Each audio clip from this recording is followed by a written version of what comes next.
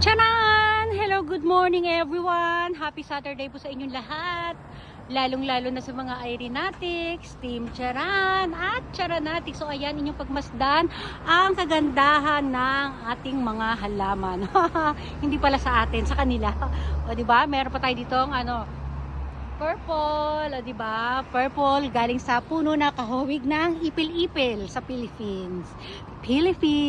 O di ba? O, dito sa loob ang mga pakawayan.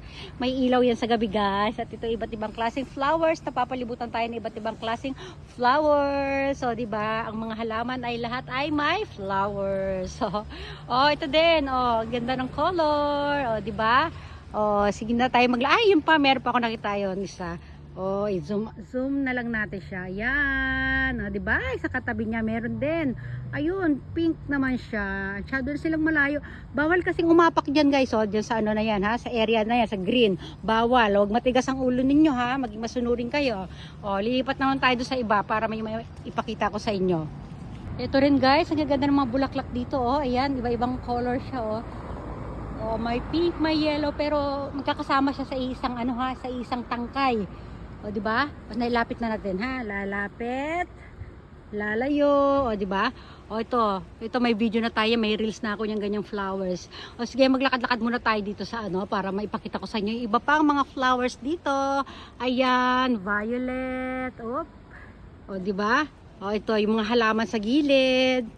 Di ba? Ang ganda-ganda. Ito meron pa, ano pa to? Parang alam niyo yung ipil-ipil sa Philippines. Ayan, ganyan, parang ganyan. Pero ipil-ipil nga ba yun yung makahiya? Basta yun, basta ganyan, ha? Parang siyang dahon ng sampalok, ha? May idea na tayo, ha? Ayan. Diyan kanina nag-video ako diyan kanina sa upuan na yan, kaya alam medyo basa. Dapat magpapagulong-gulong tayo diyan sa damo na yan. Wala nang basa kasi dahil umulan kahapon, may bagyo dito kahapon, ha?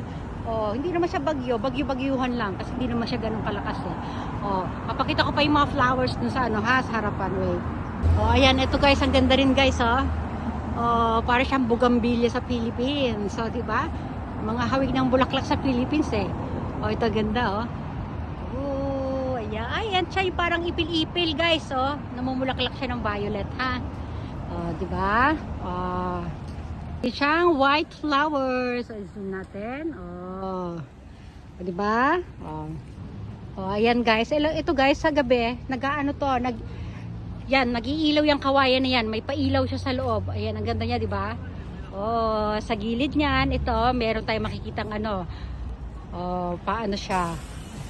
Ayan, pa-square siya. Square yung lugar, pero hindi hanggang harapan lang merong flowers kasi marami sila. It's more than one, di ba? Lakad naman tayo doon. Ano naman isa doon? Ayun, kawayan din yun. Tapos ito yung yung photo spot dito. Papatong nyo dito yung camera nyo. Then ayan, magpo-post tayo doon. Maganda dyan pagkagabi guys. Ayan, may nakasulat na heart, di ba? Lakad tayo ulit doon. Ano pang meron doon? Ito yung punong to. Maganda tong puno na to guys, Ayan, wow. Maraming maraming nagpipicture dito. Hindi ko nala sila nakukunan yung iba kasi syempre na lang sa kanila yon, baka ayaw naman nila maiba to pa sa atin yung camera nila. Dito sa dulo yung parang arko, doon ako nag-intro kanina doon. Ayan, di ba? Ganda.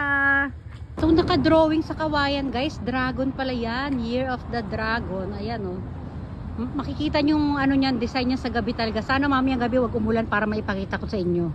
Kasi last day na namin or last night na namin mamaya. Ayan, dito naman sa areang to, papunta na yun doon sa dagat guys. Ayun ayan, paakyat tayo. Ayan, Sun Beach. Ayan, di ba?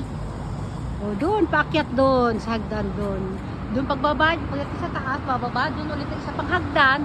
Doon kami nag fireworks nila Ken. Pansamantala, hanggang dito na lamang po muna itong video na to. Ayan, doon tayo galing, magpapaalam na muna tayo. Kailangan ko na bumalik sa hotel kasi baka gising na si Kane, di ba?